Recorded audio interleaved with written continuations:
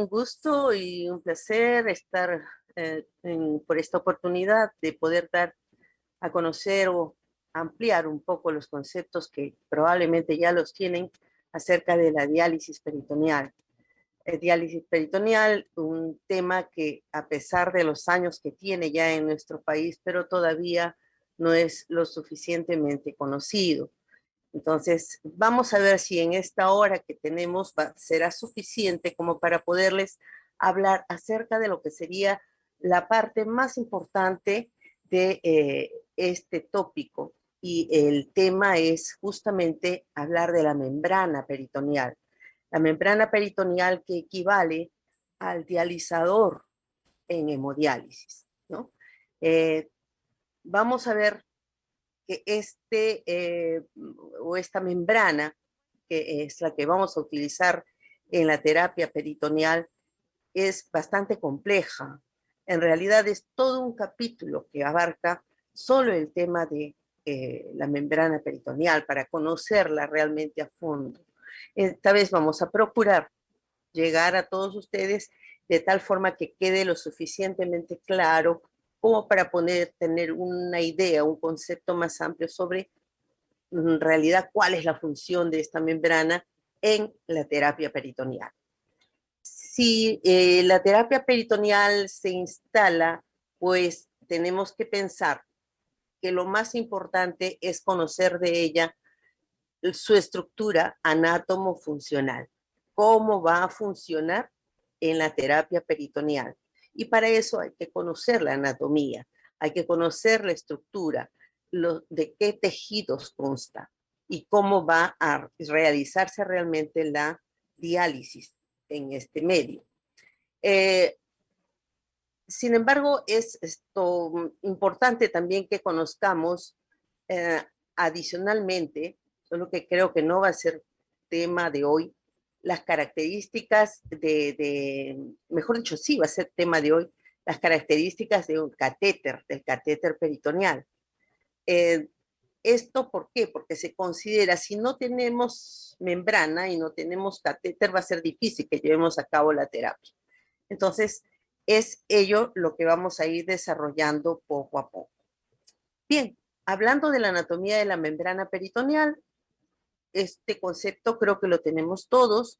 Es una membrana serosa que embriológicamente ha sido derivada del mesénquima.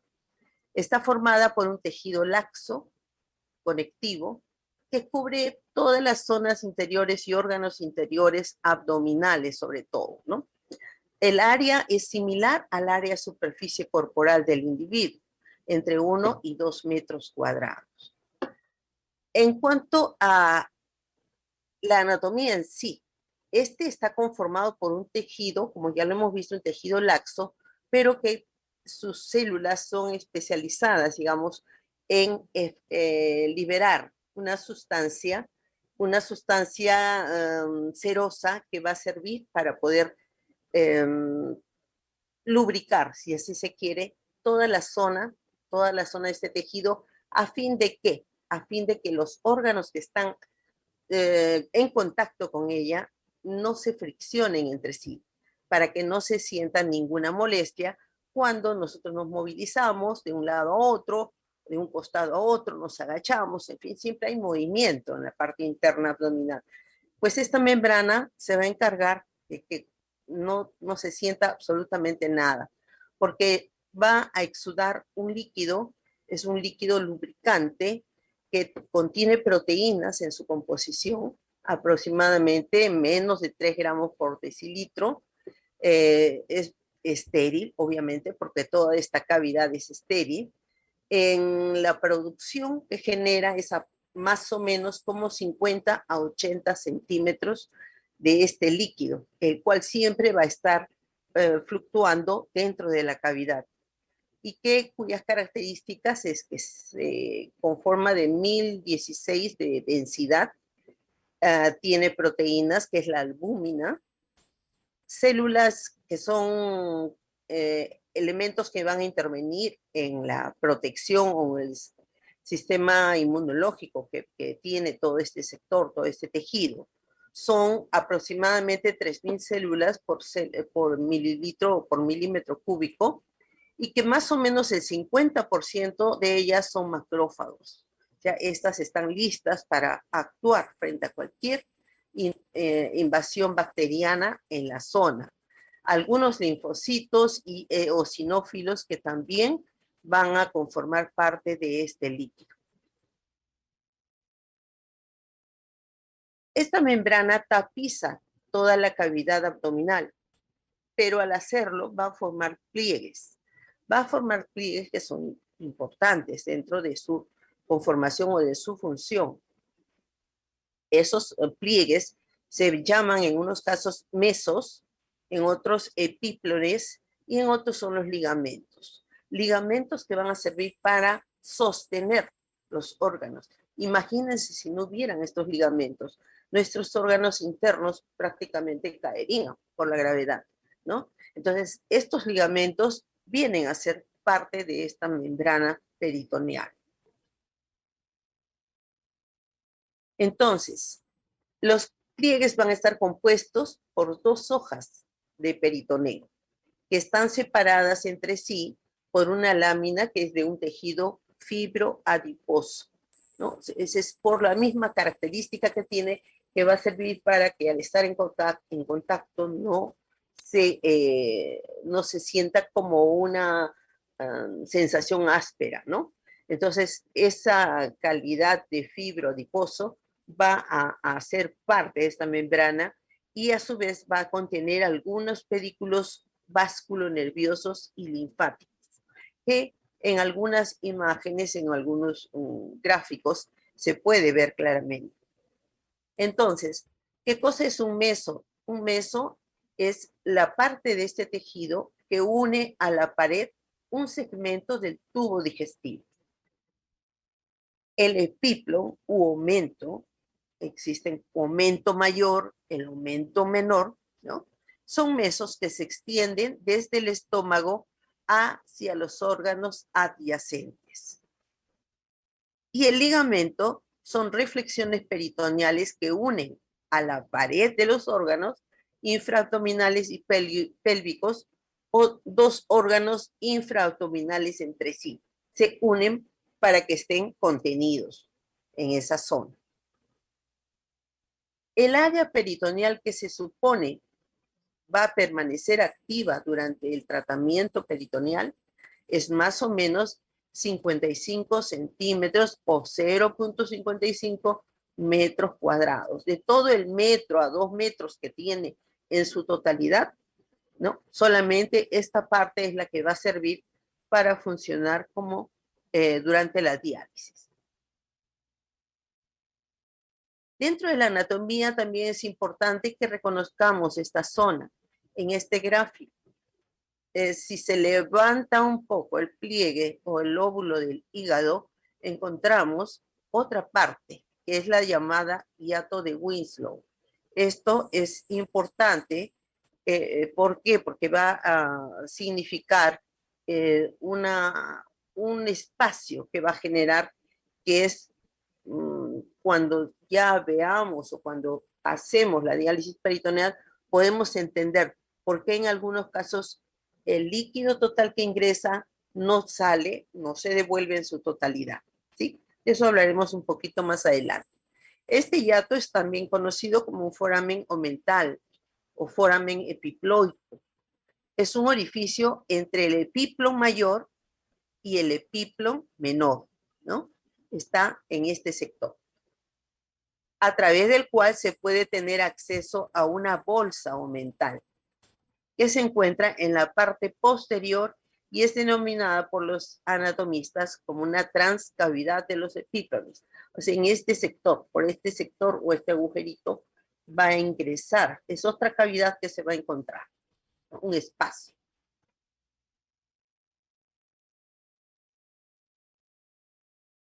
Dentro de lo que es también la anatomía del peritoneo, vamos a ver qué importancia tienen los fondos.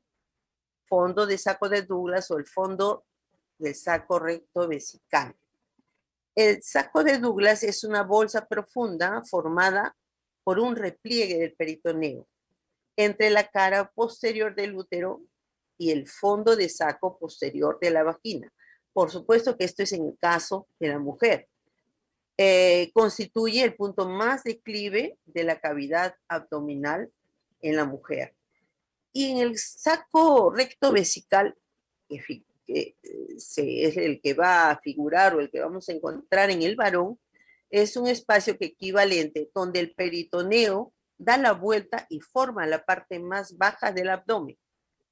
En su caso, este espacio virtual se llama fondo de saco recto vesical y se encuentra entre la cara posterior de la vejiga urinaria y la parte anterior del recto. Este dato es importante porque muchas veces como enfermeros nosotros no ingresamos a la cirugía, pero sí evidenciamos o podemos evidenciar las molestias que nos refiere el paciente. Cuando el paciente comienza ya su tratamiento, va a llegar un momento en que nos va a referir tenesmo vesical, por ejemplo. Y ese tenesmo vesical, cuando se está dializando, cuando está drenando el líquido, puede responder perfectamente a que la ubicación del catéter está justamente en estas zonas donde nos están explicando, ¿no? Es en el fondo de saco recto vesical. O sea, si puede guardar relación. Entonces, cuando nos refiere el paciente esa sintomatología, ya podemos entender qué es lo que está pasando. Pasa que el catéter probablemente que está ubicado en ese sector, pues al drenar totalmente el líquido, va a generar una especie de ventosa. Se va a pegar a ese tejido y le genera al paciente esa sensación de tenesmo vesical. Entonces, este es el fondo de saco de Douglas. Aquí es donde debe estar insertado el catéter, ¿no? Esa es la ubicación.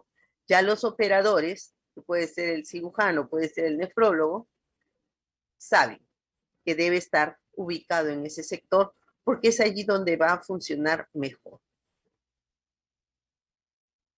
Funciones del mesotelio. El mesotelio es, como les dije, el tejido o las células que van a estar prácticamente en contacto con el líquido de diálisis peritoneal.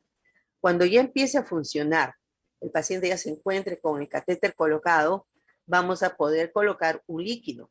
Se ingresa un líquido para que ocurra la diálisis. Al entrar en contacto este mesotelio con el líquido de diálisis, va a llevar a cabo los fenómenos físicos y químicos, como son la diálisis, la difusión, ósmosis, en fin. Esta membrana posee algunos canales de acuaporinas. ¿A qué le llamamos acuaporinas? Dentro de la membrana o de la estructura de la membrana peritoneal, existe una parte donde están conformados por los capilares. ¿Por qué nos sirve la membrana peritoneal para diálisis? Porque es una zona ricamente vascularizada. Entonces, donde el endotelio de los vasos de la zona vascular va a, o posee una variedad de orificios, una variedad de eh, agujeros, le llamamos, donde una de ellas se denomina las acuaporinas. Hay una teoría en diálisis peritoneal cuando hablamos de la membrana y es la teoría de los 3 poros, ¿no? Entonces, uno de esos poros, que es el más pequeñito, es el que solamente está especializado en dejar pasar líquido. Solamente sirven para eso. Regulan el paso del agua a través de las membranas.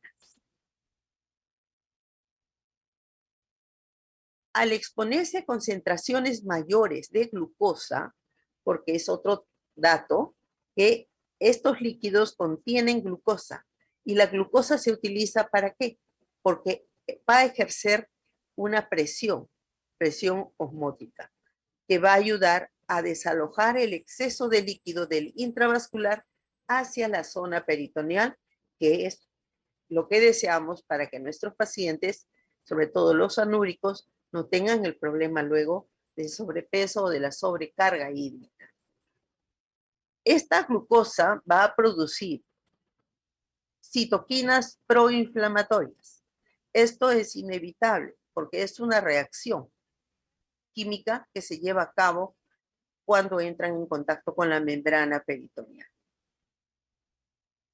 Asimismo, se ha expresado in vitro, y esto es como un dato adicional, sobre todo cuando hablamos de las ventajas que tiene esta terapia para nuestros pacientes. Y es que sus componentes del sistema renino-angiotensina se activan y logran hacer que la presión arterial de nuestros pacientes, que normalmente están hipertensos, tienda a normalizarse, a regularizarse, y así ya no tendrían necesidad de consumir demasiados antihipertensivos. Se pueden transformar en fibroblastos, pueden migrar hacia el interior del tejido conectivo subyacente y promover fenómenos de fibrosis. Entonces, seguimos hablando de la membrana peritoneal, ¿no? La membrana peritoneal, que tiene al mesotelio como la primera fila o la primera parte que se va a poner en contacto con el líquido de diálisis, esta membrana o esta parte de la membrana puede transformar sus fibroblastos y migrar hacia el interior del tejido conectivo subyacente, porque es un conjunto de capas de tejido de peritoneo. Entonces, cuando entra en este contacto con la glucosa, cuando se fibrosa, se va habiendo un proceso inflamatorio, va cambiando su configuración y puede, en el afán de renovarse o repararse, ir ingresando hacia el interior del tejido, formando parte del tejido conectivo subyacente. Entonces, si esto va en aumento, ya con el paso del tiempo o con las posibles complicaciones que pudiera tener el paciente, podríamos tener un problema también de fibrosis. Dentro de sus funciones, sabemos que va a lubricar, tiene un mecanismo de defensa con la cantidad de macrófagos que cuenta, ayuda a la fibrinolisis, tiene o participa o forma parte como una sustancia de procoagulante y participa en la remodelación de la matriz, ¿no? Cuando se genera esta situación de migrar hacia el interior del tejido conectivo. Esa es su parte de remodelación de la matriz cuando ya viene siendo usada la membrana.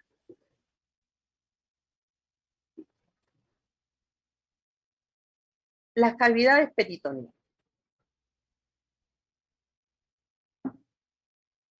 Esto es un espacio virtual y es la que vamos a utilizar realmente en la diálisis. Está compuesto por el peritoneo visceral y el peritoneo parietal, ¿no? El peritoneo visceral es todo aquel que está envolviendo a los órganos de la cavidad. Y el parietal es el que está fijo a la pared del abdomen. ¿Sí? El peritoneo parietal cubre la pared abdominal interna. Es esta de acá. Representa la menor fracción y es la que está más ricamente vascularizada. Y el peritoneo visceral, recubre las vísceras. Representa la mayor fracción. Están recubriendo las vísceras. En buena cuenta, lo que se va a utilizar son estas cavidades. Y estos son los componentes de la membrana peritoneal. Está constituida por 4 componentes para que pueda llevarse a cabo la diálisis peritoneal. En principio está el mesotelio. Les hablaba de unas células que van a estar en contacto con el líquido peritoneal. Estas son las primeras que van a ponerse en contacto con el líquido. Y a través de ellas tenemos luego la zona intersticial, el intersticio. En este intersticio vamos a encontrar los capilares. los capilares peritoneales, ¿sí? Y también vamos a tener los vasos linfáticos.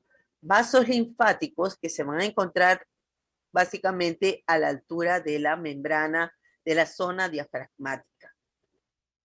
A través de estos vasos tienen una acción o una función básicamente de drenaje.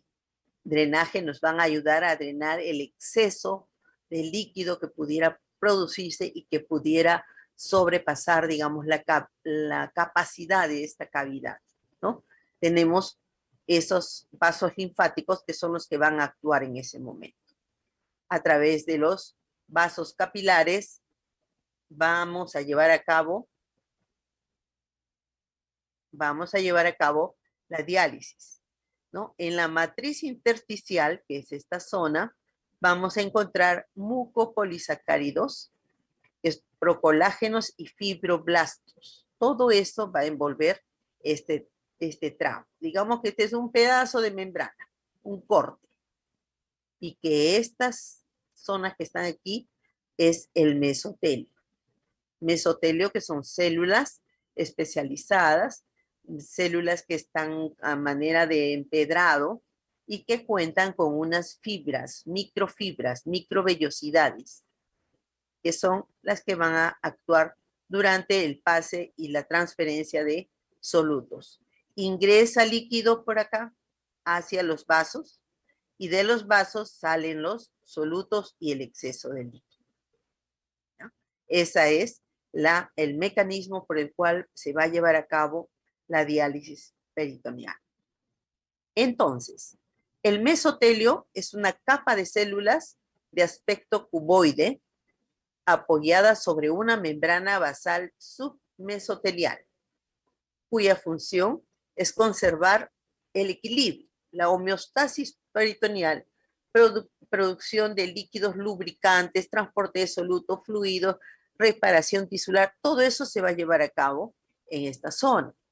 La membrana celular presenta carga electronegativa, importante para que se lleve a cabo ese intercambio. Y estas membranas poseen numerosas microvellosidades, más densas en el peritoneo visceral. El intersticio, allí tenemos que es tejido conjuntivo con base acuosa y base gel a través de los polisacáridos y colágenos. Tiene carga electronegativa también y el grosor es variable. Va a influir mucho, ¿qué cosa? En el transporte de los solutos va a influir o va a tener que ver mucho el grosor de este sector, de la membrana, del intersticio. Posee una presión hidrostática neutra y la célula principal es el fibroblasto, mastocitos, monocitos y macrófagos. Y la fibra más frecuente es la colágena. Todo eso incluye dentro del intersticio. Repito nuevamente este gráfico. Ese gráfico es bastante común y ya hemos hablado, es el mesotelio y es el intersticio. Dijimos del mesotelio que tiene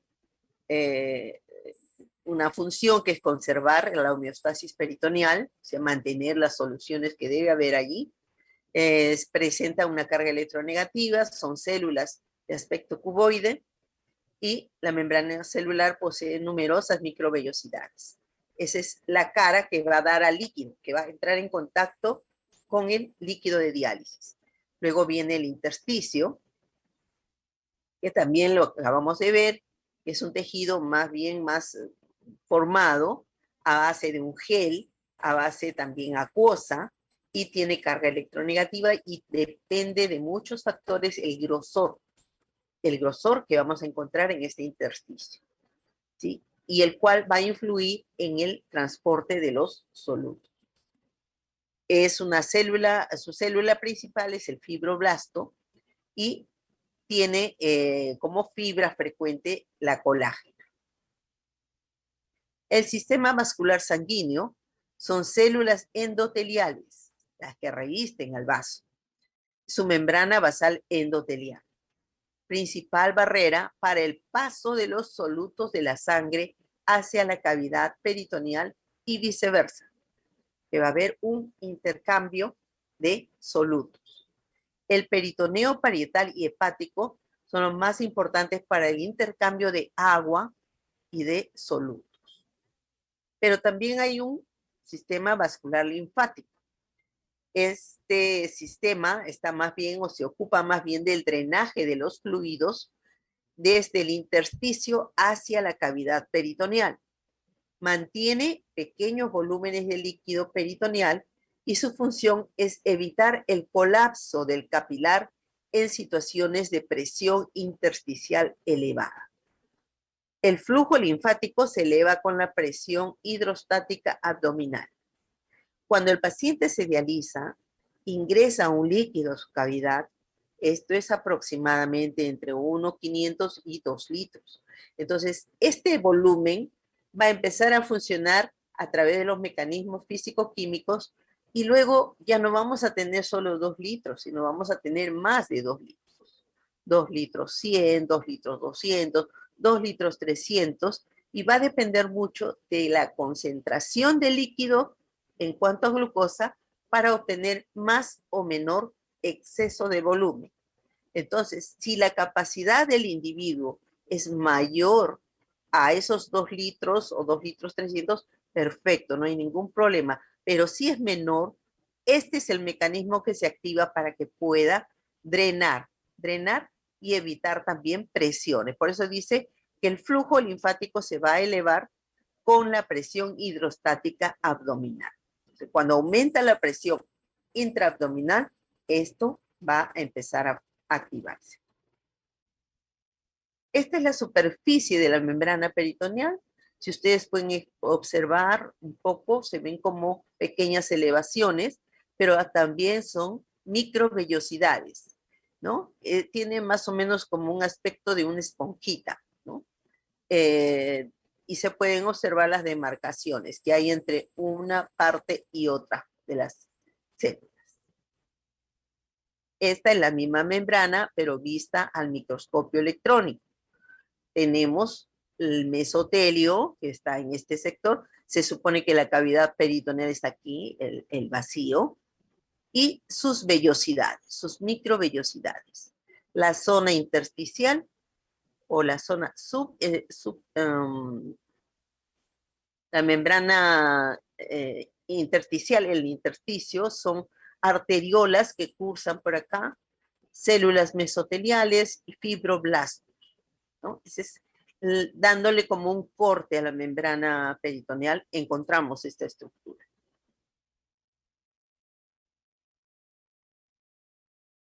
Entonces, si vemos el sistema capilar, ya, esos capilares, ¿cómo van a funcionar? El sistema capilar va a generar un flujo sanguíneo peritoneal que más o menos es de 50 a 90 mililitros por minuto, ¿no? Es toda una red vascular que se activa.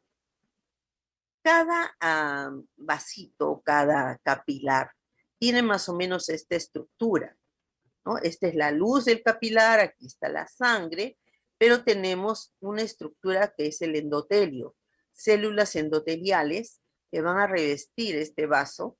Hay una membrana basal también y células sanguíneas y plasma que están contenidas dentro. Estos separaciones que ven ustedes vienen a ser los poros que están constituyéndose dentro o en la estructura de ese capilar y que van a servir para que luego se genere el transporte de solutos. La pared es la barrera que se interpone entre el transporte de agua y solutos en el camino hacia el líquido dializante. En dicha pared se han descrito los 3 poros, ¿sí?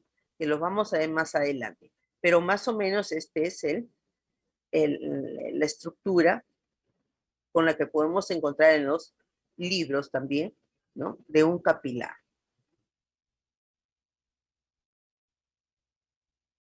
En cuanto a la fisiología del transporte de solutos, En el interior de la cavidad peritoneal van a darse todos estos fenómenos físicos que se inician cuando entra en contacto la membrana peritoneal y el líquido, por un lado, y por el otro lado, la sangre, ¿sí? Con diferentes concentraciones y presiones. Entonces, para que un sistema funcione, ¿qué necesitamos? Necesitamos la red vascular, que son los capilares, ¿no? El número de capilares perfundidos en la superficie de la membrana y que estén permeables.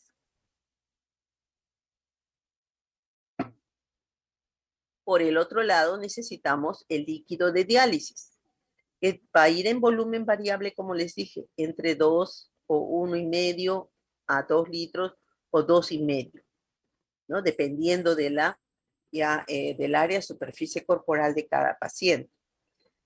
Aquí se toma en cuenta el flujo, el tiempo que se va a quedar ese líquido ahí dentro de la cavidad, ¿no? La temperatura y su composición y su osmolaridad.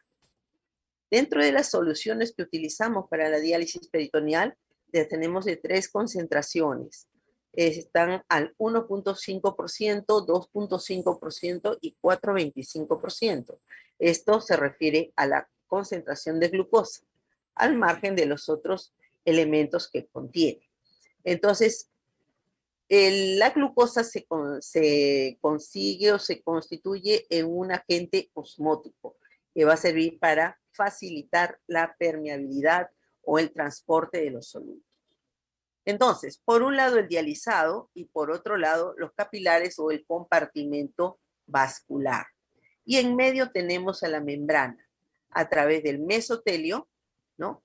Y vamos a ver cómo a través de las membranas, las vellosidades, van a poder llevarse a cabo ese intercambio que se necesita para que se denomine diálisis.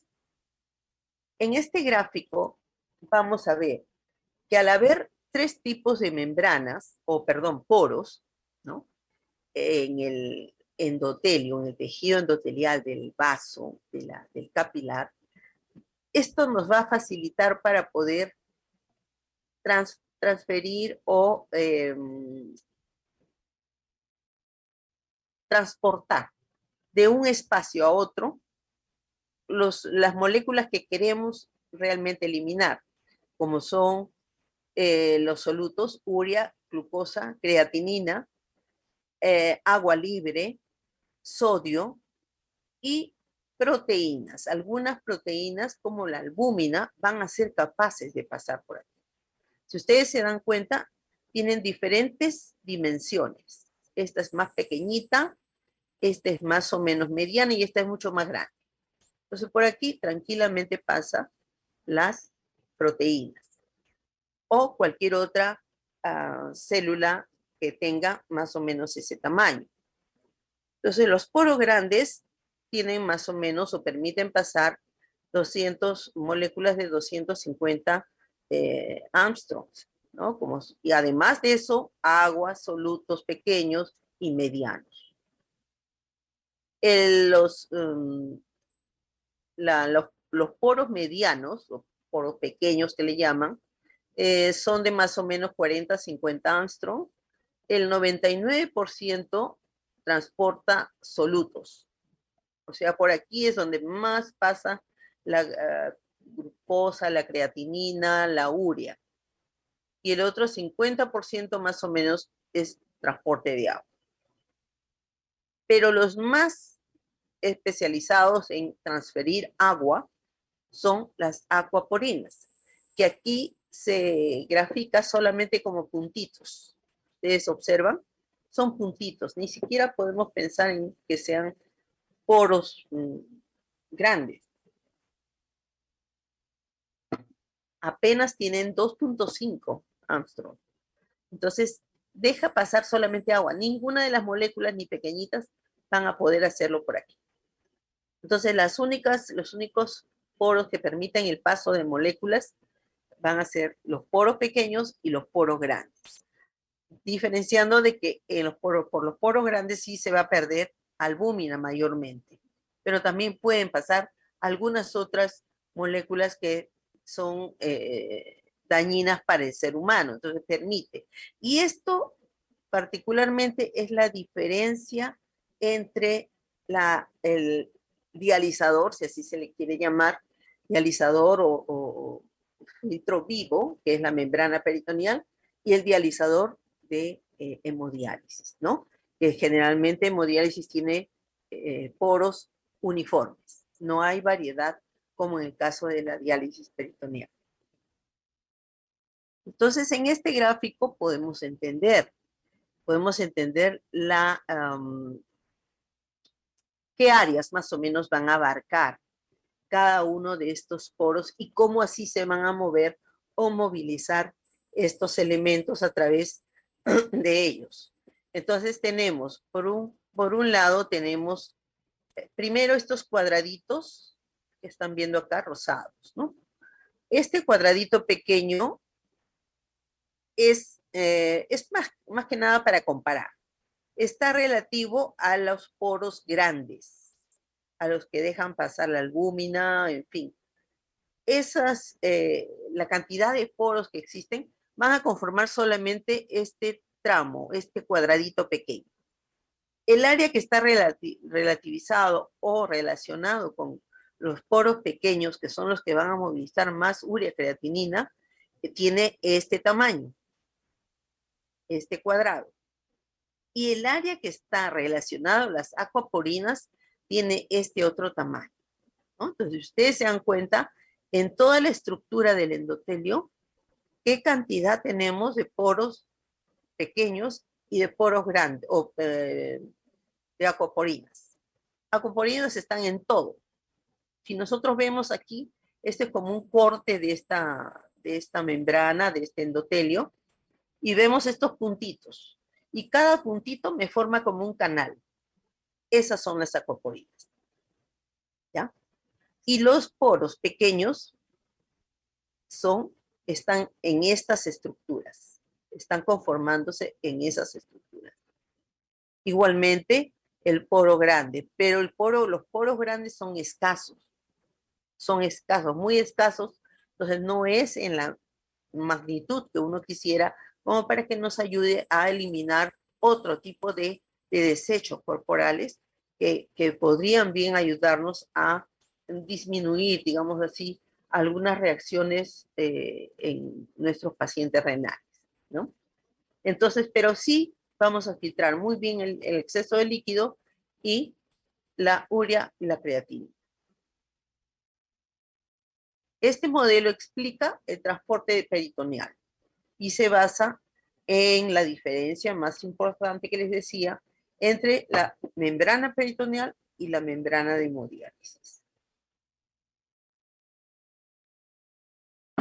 La primera es heteroporosa, o sea, esta membrana, y la segunda tiene la membrana de poros uniformes, ¿no? Que es en el dializador de hemodiálisis.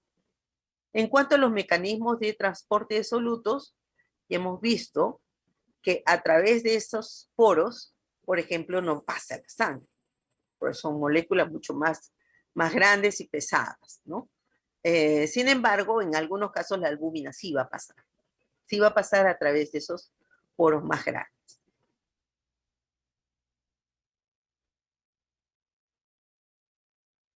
Los mecanismos que se van a llevar a cabo, al igual que en hemodiálisis, son pues la ósmosis, que es el paso del solvente, o sea, líquido, de la zona de menor concentración a la de mayor concentración, ¿no?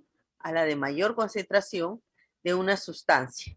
La acción osmótica tiene lugar frente a una membrana semipermeable, dejando pasar el agua, pero no el agente osmótico. O sea, no pasa la glucosa, solo está pasando el agua. En diálisis peritoneal utilizamos la glucosa como agente osmótico. ¿Para qué? Para inducir justamente el paso de agua a través del peritoneo hasta la cavidad peritoneal. Y se utilizan diferentes concentraciones, como ya les había explicado. Difusión es otro de los fenómenos que se lleva a cabo. Es un proceso por el que las moléculas y otras partículas como son las proteínas, los iones, los coloides, alcanzan una concentración uniforme en el seno de una solución, pasando el soluto de la zona de mayor concentración a la de menor concentración. Y su velocidad va a variar, ¿de acuerdo a qué? Ya lo habíamos visto antes, de acuerdo al grosor de la zona intersticial, ¿no? Entonces, y también esto va a depender de cómo esa molécula se va a ayudar de la temperatura, sea corporal o sea de líquido, y también con las características de la membrana. Es el mecanismo más importante de la diálisis peritoneal, la difusión.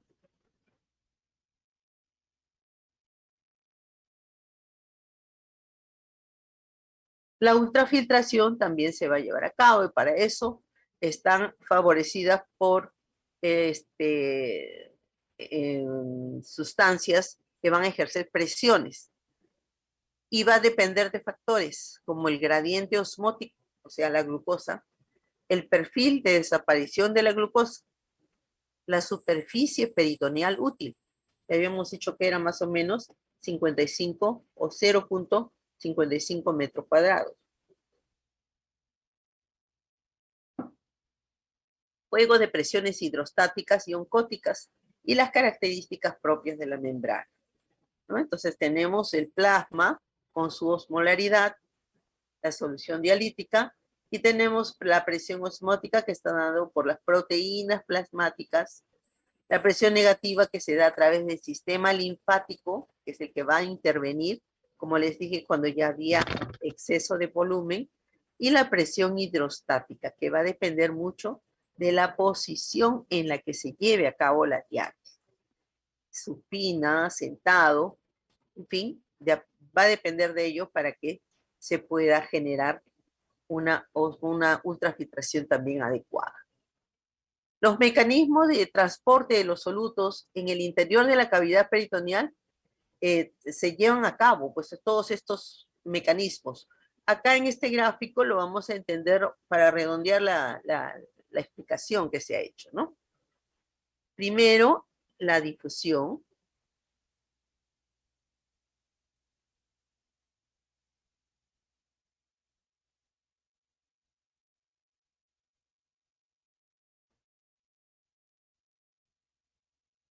Las moléculas se equiparan, ¿no? De una zona de alta concentración a la de menor concentración. Luego viene la ósmosis, que va a necesitar, obviamente, es la membrana la que va a actuar.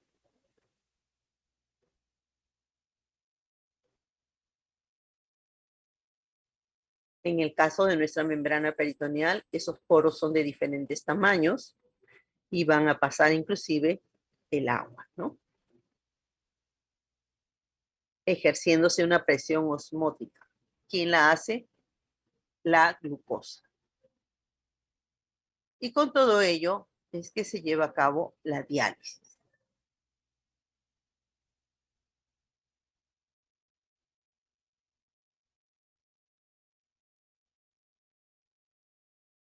Creo que con esto redondeamos la explicación de lo que es los mecanismos de físicos que se llevan a cabo para generar la diálisis peritoneal. El agente osmótico, como les dije, es la glucosa, ¿no? Que se utiliza básicamente para que podamos ultrafiltrar. Si yo utilizo una concentración baja, sé que voy a ultrafiltrar bien poco. Cuando quiero ultrafiltrar más, voy a utilizar las soluciones de mayor concentración, ¿sí? Favoreciendo esta glucosa va a favorecer el movimiento de agua y electrolitos hacia el interior de la cavidad peritoneal. La fuerza es máxima al comienzo. Entonces, por eso es importante los periodos de permanencia, porque si es que ya se les ha informado, la diálisis peritoneal, que es un procedimiento que lo realiza el propio paciente en el plano ambulatorio, consta de realizar ciclos. ciclos que consiste en una infusión de líquido, una permanencia de ese líquido por un espacio de tiempo y un drenaje. Ese es el ciclo.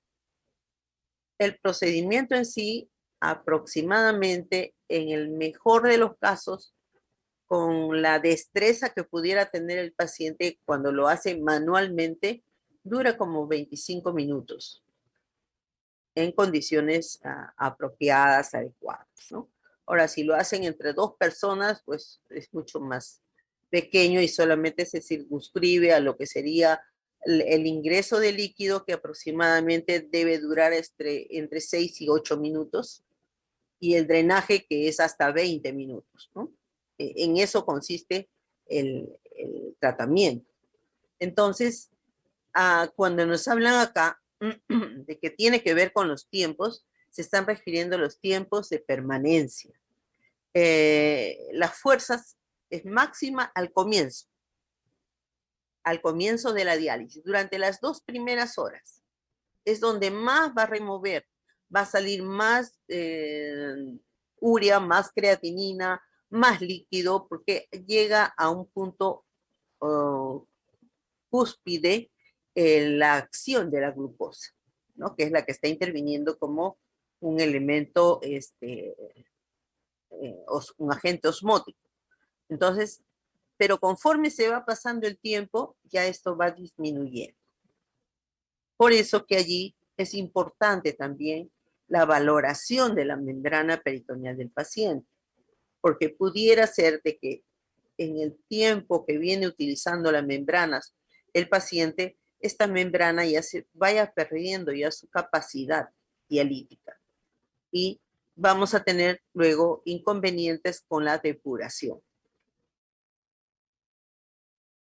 Se debe considerar la reabsorción que se produce por el sistema linfático. Si hay un exceso de líquido, llegó al punto máximo, por ejemplo, la ultrafiltración. Les mencionaba al comienzo que utilizamos, por decir, 2 litros de líquido, de solución, pero con la acción del agente osmótico, estos 2 litros se van a convertir en 2 litros 200, 2 litros 300 o 2 litros y medio, en algunos casos hasta 2 litros 700. Pero ¿qué va a pasar si yo tengo un paciente de 1,5 metros de estatura?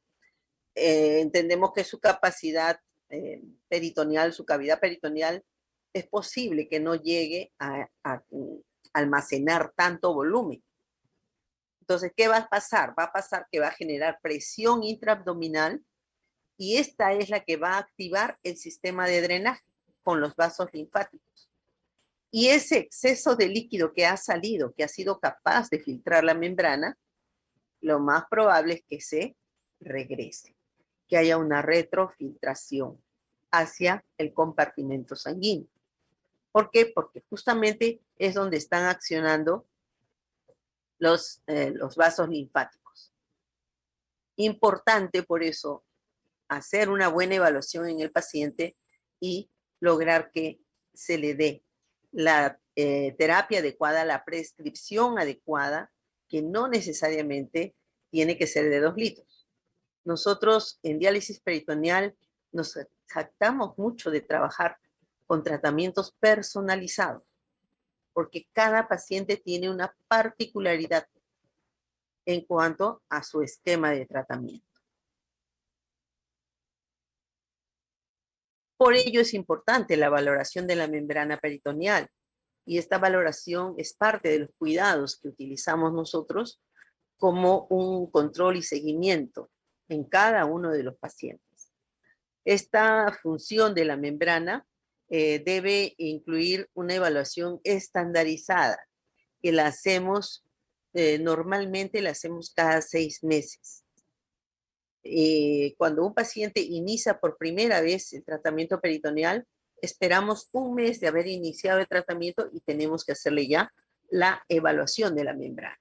Es el momento en el que ya podemos buscar qué tipo de membrana tiene este paciente, que no necesariamente va a ser igual a la membrana que tiene el otro paciente. Entonces, de acuerdo a ese tipo de membrana, es que los médicos van a hacer sus prescripciones personalizadas. Esto incluye, cuando hacemos esta valoración, allí evaluamos el movimiento, o sea, el transporte, sobre todo de la creatinina y, por otro lado, de la glucosa, para saber qué tan rápido o con qué rapidez absorbe esa membrana peritoneal, deja pasar a la glucosa para que ésta extraiga el exceso de volumen de líquidos del paciente.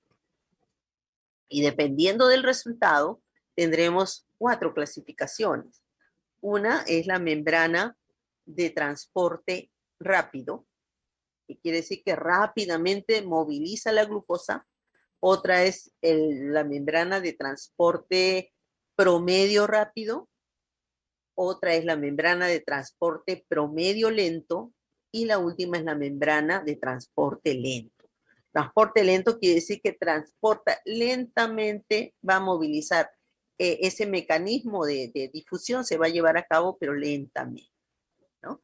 Entonces, más adelante, probablemente en otros capítulos, veamos en cuanto al manejo ya del paciente, qué particularidades tiene el conocer estos detalles para poderle dar el mejor tratamiento a nuestros pacientes.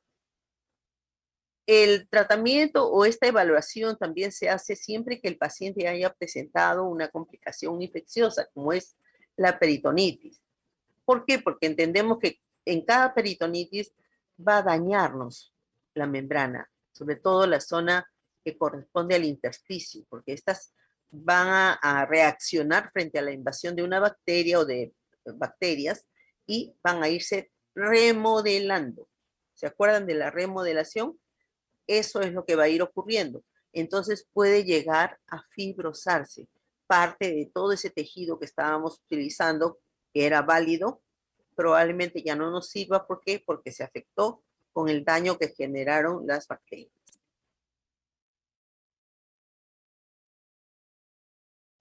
Igualmente, cuando tenemos sospecha de falla de ultrafiltración, tenemos que aplicar nuevamente esta evaluación de la membrana. La conocemos como PET, test de equilibrio peritoneal, así la llamamos. Actualmente, ya desde unos años atrás, de repente, la Sociedad Internacional de Diálisis Peritoneal ya recomienda que estas evaluaciones, porque hasta ahora nosotros hacemos las evaluaciones con soluciones de 2.5 de manera estandarizada, porque es la pauta que nos dejó Twardowski, que es uno de los científicos que está abocado a todo el tema peritoneal. Y de acuerdo a sus recomendaciones se tenía que usar soluciones de 2.5. Pues ahora las guías internacionales nos dicen que tenemos que utilizar soluciones de 4.25, que esto es lo más acertado y que nos va a dar un resultado mucho más ajustado a la realidad. Entonces ya nosotros también próximamente estamos implementando nuestros procedimientos con estas nuevas recomendaciones. Este es un gráfico justamente del test de equilibrio peritoneal, donde vamos a ir plasmando los resultados que nos da el resultado de laboratorio y se van a ir ubicando en los espacios que correspondan. Entonces, cada espacio corresponde, por ejemplo, esta franja marrón corresponde a las membranas que transportan rápidamente la glucosa. Esta de acá, que es naranja, transporta en forma promedio rápido. Esta otra transporta en una forma promedio lento. Y la franja amarilla que corresponde a las membranas que transportan lentamente la glucosa. Del mismo modo con la creatinina, ¿no? Al final sacamos una conclusión de que el señor Juan Pérez tiene una membrana de transporte promedio rápido, por ejemplo, porque todo apunta a que cae en este tramo, en esta franja, tanto para glucosa como para creatinina. Ustedes se dan cuenta, está a la inversa, ¿no? Entonces, eso se logra ya con el proceso de los resultados de laboratorio, que nos van a generar una curva que va a caer en cualquiera de estos espacios. Entonces, hasta aquí los conceptos generales de lo que es la membrana peritoneal. No sé si tengan alguna pregunta. A O ver, dejamos para el final. vamos a esperar. Podemos compartir las siguientes PPTs, licenciada, mientras esperamos las preguntas. Si no hubiera alguna, continuamos. Perfecto. Entonces, proyecto ya la siguiente. Sí, sí, por favor. Ya.